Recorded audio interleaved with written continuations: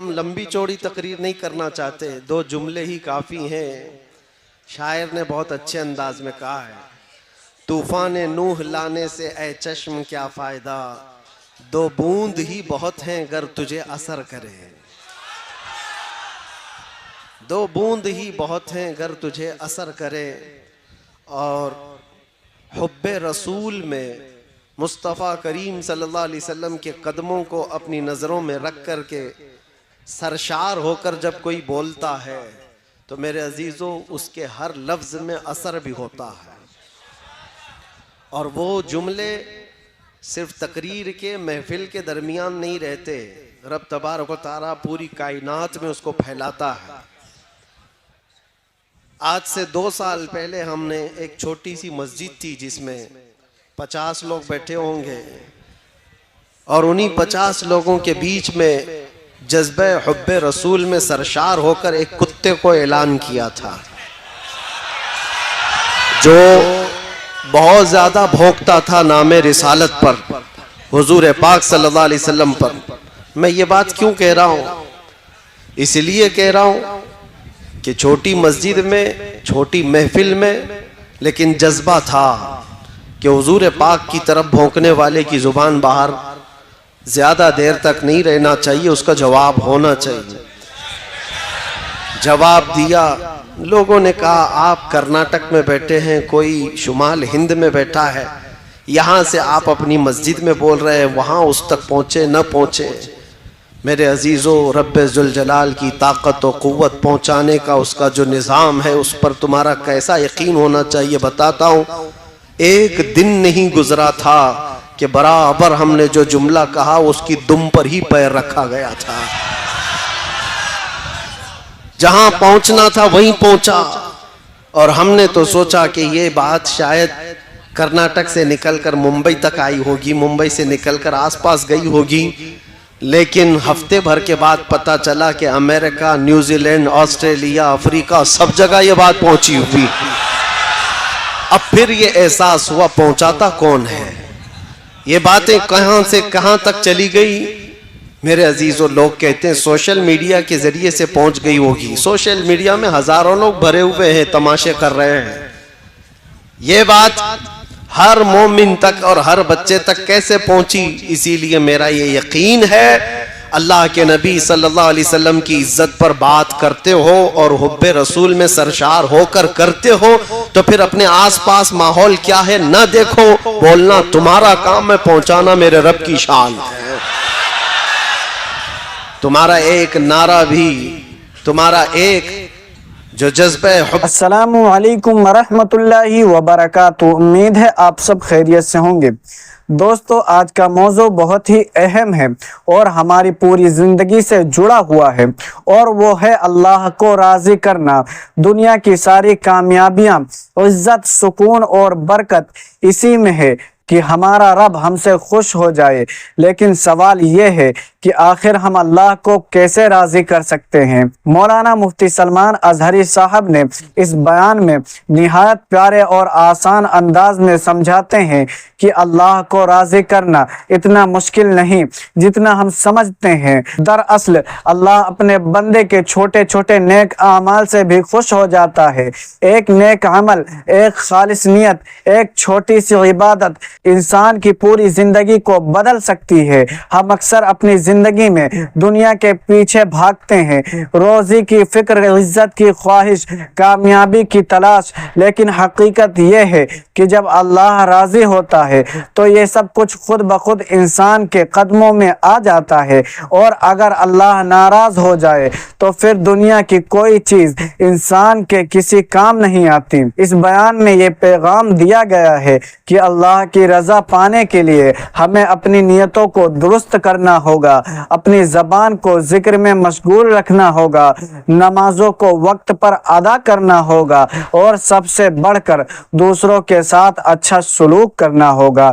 یہی وہ اعمال ہیں جو اللہ کو راضی کرتے ہیں اور ہماری زندگیوں کو سکون اور برکت سے بھر دیتے ہیں۔ تو آئیے دوستو، اس ایمان افروز بیان کو غور سے سنتے ہیں اور سیکھتے ہیں کہ کون سا وہ عمل ہے جو نہ صرف اللہ کو راضی کر دیتا ہے بلکہ ہماری دنیا اور آخرت دونوں کو بدل کر رکھ دیتا ہے۔ تو چلیے اس بیان کو شروع کرتے ہیں۔ پہ حب رسول میں سرشار ہو کر کے آہ نکالتے ہو، یہ بھی بہت دور تک آواز پہنچتی ہے، بہت دور تک آواز پہنچتی ہے۔ میں تو صبح شام دوپہر راتیں سب کاٹ کر کے آیا ہوں اندر سے، 8 مہینے اندر کی کڑک جیل دیکھ کر کے آیا۔ اس سے پہلے بھی کہتا تھا، اب بھی کہتا ہوں، جو حالات ہیں، چوری کر کے نہیں گیا اور کسی کی پاکٹ مار کے نہیں گیا، سب کو پتا ہے، پوری دنیا بھی جانتی ہے، اور جو لے کر کے گئے وہ بھی جانتے ہیں کس لیے لے کر کے گئے، کس لیے بٹھایا اور کس لیے اتنی دیر تک رکایا، سب کو پتا ہے۔ انہیں معلوم تھا کہ اس کو اندر رکھا گیا اس لیے کہ نام رسول پر زیادہ بولتا ہے، حضور پاک کی عزت پر بولتا ہے۔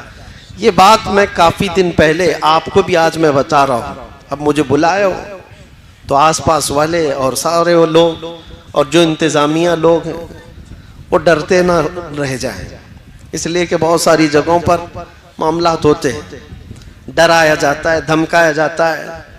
کس کو بلا رہے ہو؟ اس کو بلا رہے ہو؟ پہلے ہی سے ان کو ٹائٹ کر دیا جاتا ہے کہ ارے ماحول خراب ہو جائے گا، اتنا بگڑ جائے گا، ایسا ہو جائے گا، ویسا ہو جائے گا۔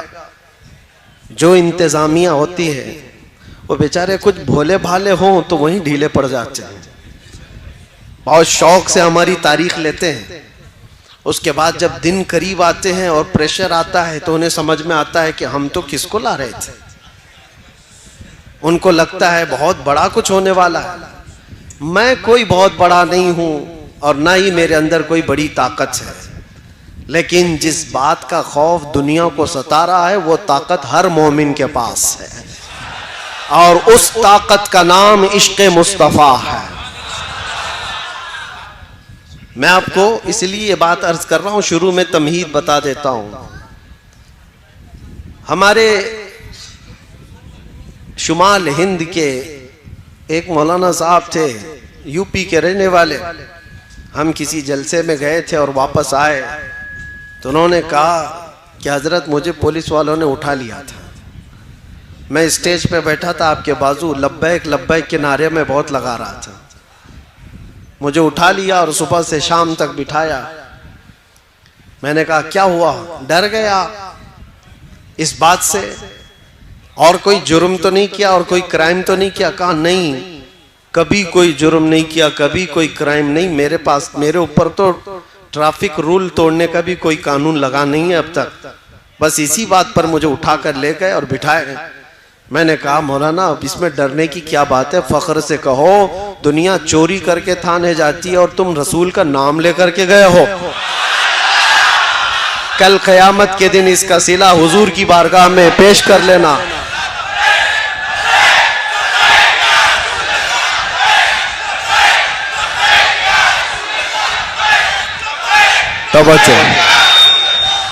توجہ، یہ جس طرح کے ماحول میں ہم جی رہے ہیں میرے عزیزو، ایک بات یاد رکھو، قرآن پاک میں اللہ نے فرمایا ان الذین قالوا ربنا اللہ ثم استقاموا، بے شک وہ لوگ جنہوں نے یہ کہا ہمارا رب اللہ ہے، پھر ثم استقاموا، اس پر جمے رہ گئے، ڈٹے رہ گئے۔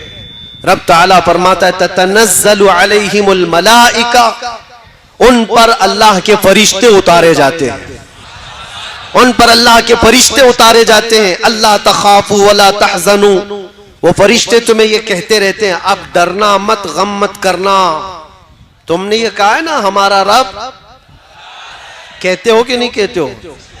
ڈر کر کہتے ہو، دب کر کہتے ہو، چھپ کر کہتے ہو؟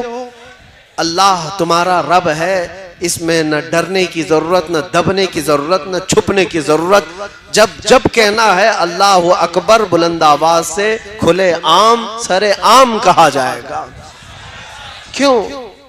اللہ پر ایمان لانے کے بعد جو بندہ جم گیا، ڈٹ گیا، میرے رب کا وعدہ ہے کہ اس کی حفاظت کے لیے اللہ فرشتے اتارتا ہے، اس کی حفاظت کے لیے فرشتے اتارتا ہے۔ یقین ہونا چاہیے تمہارا میرے عزیزو، کچھ نہیں ہوگا، اللہ تخافوا ولا تحزنوا، وہ فرشتے بھی یہ کہتے ہیں اب ڈرو مت، غم مت کرو، وابشروا بالجنۃ التي كنتم توعدون، اتنی ہی بات پر فرشتے یہ بشارت بھی دے جاتے ہیں اللہ نے جس جنت کا تمہیں وعدہ کیا ہے سنو بہت قریب ہے، تمہیں اس جنت کی بشارت دیتے ہیں۔ اور پھر فرشتے ساتھ میں یہ بھی کہہ کر جاتے ہیں نحن اولیاؤکم فی الحیات الدنیا وفی الآخرہ، ڈرنا مت ہے مومنو، اللہ فرما رہا ہے ہم دنیا میں بھی تمہارے مددگار ہیں اور آخرت میں بھی مددگار ہیں۔ اللہ فرما رہا ہے ہم مددگار ہیں۔ وَلَكُمْ فِيهَا مَا تَشْتَهِي أَنفُسُكُمْ وَلَكُمْ فِيهَا مَا تَدَّعُونَ، جو تم خواہش کرو کہ اللہ وہ سب تمہیں عطا کرے گا، اور جس چیز کو تم مانگتے تھے مولا۔ الحمدللہ دوستو، آج ہم نے سنا کہ اللہ کو راضی کرنے کا نسخہ کیا ہے اور کس طرح ایک چھوٹا سا نیک عمل ہماری پوری زندگی بدل سکتا ہے۔ حقیقت یہی ہے کہ جب راضی ہو جاتا ہے تو بندے کے لیے دنیا اور آخرت دونوں آسان ہو جاتے ہیں۔ ہم سب کی خواہش یہی ہونی چاہیے کہ ہم اپنے رب کو خوش کرنے والے اعمال کو اپنی عادت بنائیں، چاہے وہ نماز کی پابندی ہو، قرآن کی تلاوت ہو، والدین کی خدمت ہو، غریبوں کی مدد ہو یا کسی مظلوم کا ساتھ دینا۔ یہ سب وہ اعمال ہیں جو اللہ کو بے حد پسند ہیں۔ یاد رکھیں دنیا کی کامیابیاں وقتی ہیں لیکن اللہ کی رضا ہمیشہ باقی رہتی ہے۔ اگر اللہ ہم سے خوش ہو گیا تو نہ صرف ہماری دعائیں قبول ہوں گی بلکہ ہمارے دل کو وہ سکون بھی ملے گا جس کی تلاش میں انسان ساری زندگی بھاگتا رہتا ہے۔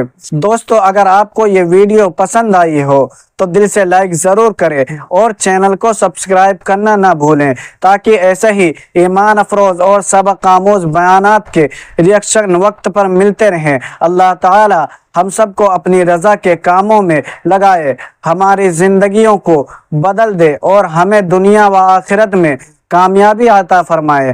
آمین یا رب العالمین۔ السلام علیکم ورحمۃ اللہ وبرکاتہ۔